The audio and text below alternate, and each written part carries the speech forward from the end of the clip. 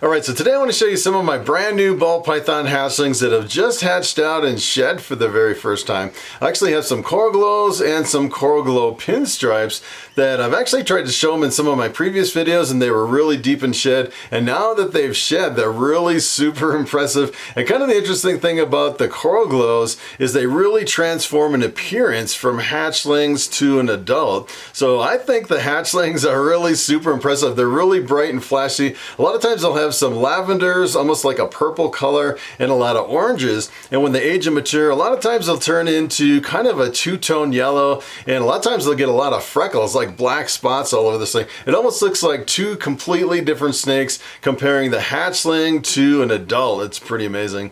So I want to show you those snakes. I might actually pull out a couple other hatchlings, and then I want to take you along for a ride. I actually went and got some hay for the cows today, and I brought my drone along for some awesome drone video. It's kind of interesting. I actually live up here in the mountains of Colorado, about 9,000 feet up in the mountains, and there's a lot of trees up here. And I actually get my hay way down in the flatlands, down in the prairie. It's almost like a desert climate. It's kind of crazy with cactus and yucca and almost no grass at all. But I go all the way down there because the guy has pretty much the best hay. So I want to take you along, and I want to show you some hatchlings, and then we'll go along for a ride and get some hay for the cows.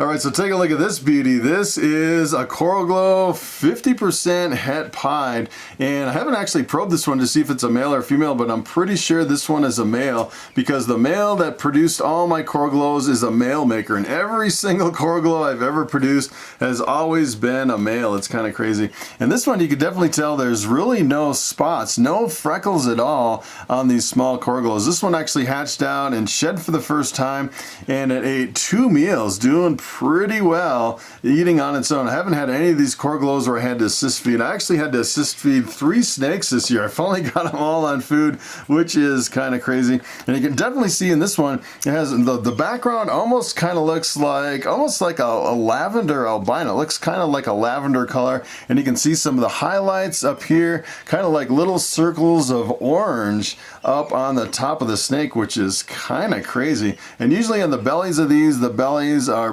pretty clear. You really can't tell if it's het pied or not. So there's a 50% chance that this one carries 1 copy of the recessive pied gene. And you really can't tell one way or another. Sometimes you can actually, some people say that the pattern might be jumbled up a little bit more with 1 copy of the pied gene, but I haven't found that that is really reliable at all. Some people kind of take a chance if they see a 50% het pied. Sometimes they'll choose the one with kind of a busier pattern to see if they can kind of, take a good guess at getting one that is het pied, but you really can't tell. With the normals, you can definitely tell because on the normals, without any other genes, usually it has tracks along the belly, on either side of the belly. Sometimes it does, sometimes it doesn't. It's not 100%, but on these coral glows, you really can't tell unless you actually breed it to a het pied or a pied to actually prove it out. So this guy is actually going to be one of the ones that I'm going to sell at some point. I'd like to get usually about a dozen or 2 dozen meals into him, get a little bit of size on him, get him eating frozen thawed, get him eating really good before I put him over on Morphmarket. I actually sold quite a few snakes this year. Look at that guy, so cute. That is a really cute snake. So let me show you the coral glow. As a matter of fact, what I think I want to do first is I want to show you a pinstripe before we mix it in with the coral glow. So for those of you that haven't seen a pinstripe, it's pretty amazing. Pinstripe's one of my favorite genes, and when you mix it in with coral glow, it makes an absolutely stunning combination. Alright, so take a look at this one. This is what a pinstripe looks like. One of my favorite genes. And look at how bright gold this line of pinstripe is. It seems like some of them are a lot brighter than others. I don't know if it's different lines or if it's just kind of the variability from one to the other. But it seems like every pinstripe I produce is a really super bright gold. Pretty amazing.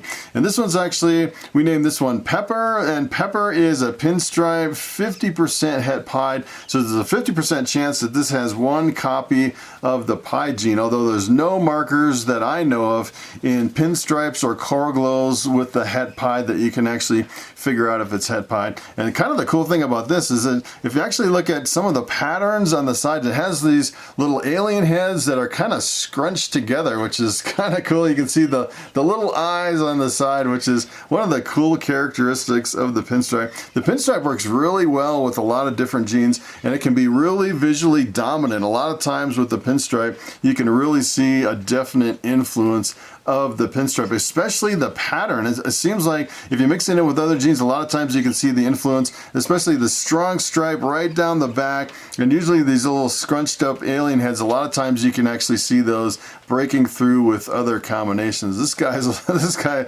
looks really cute. I'm actually going to post him over on Morphmarket at some point after he gets maybe about a dozen or so meals into him. He looks really cute. So let me show you what happens when you work a pinstripe in with a coral glow.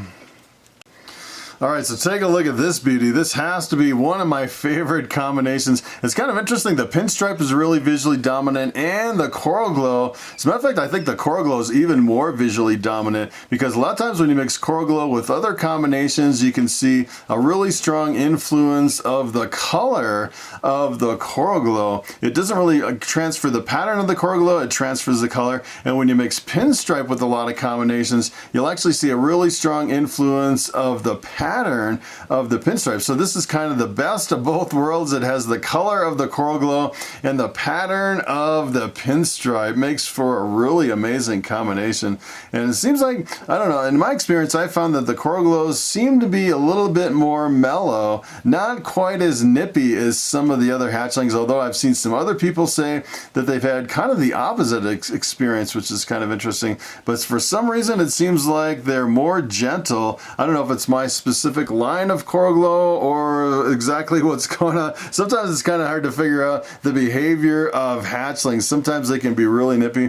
It's kind of interesting. One year I actually produced a lot of double hets, which were het albino, het pieds, and it seemed like those double hets were really bitey. I took so many bites from those things until they aged and matured a little bit. It's kind of crazy. And it seems like with the coral glows, they're really mellow, kind of interesting, but I really just absolutely love the combination of the coral glows and the pinstripes, especially when they're hatchlings like this. So what I want to do is I want to actually show you the mature adult coral glow so you can see how they transform from a hatchling to an adult. I'm not sure, I haven't actually looked up some of the adults for the pinstripe coral glow, so I'm not exactly sure how much this one's actually going to transform, if it's actually going to get a lot of spots. Sometimes you can actually add genes to the coral glow, which really reduces or completely eliminates the spotting as they age and mature. But that is a really beautiful snake. That is super cute. All right, so this is the last one I want to show you. This is my adult male coral glow. It's 100% het pied, and it's a male maker. And look at how different it looks compared to those hatchlings. Pretty amazing. And it turns into kind of this two-tone yellow color, almost like maybe like a faded out monarch, or kind of like an ultramel a little bit, I guess. But the monarch and the ultramel are actually recessive, and this is a co-dominant. And you can actually see all these little spots, like little freckling that comes in on the coral glows. It's kind of interesting. And this one actually seems like it has less spots than I've seen on a lot of coral glows. Some of them have a lot of spots, a lot of the freckling. And this one is, this one's actually 5 years old, so it's definitely not going to get any more spots. And you look at kind of a juvenile or like a young adult, sometimes they can have just a few spots, and as they age and mature, they get more and more spots. But after 5 years, I would say you probably aren't looking at a coral glow getting any more spots. And there's really no markers as far as het pieds on these coral glows as a hatchling or an adult. Pretty amazing. So what I'm going to do from here is I'm going to jump over and take you for a ride to get some hay. It's pretty fun actually going down and, you know, kind of changing things up, jumping in the old truck and getting some hay. So that is pretty much it. I'm going to leave you with a hay ride at the end of this video, and I will see you in the next video.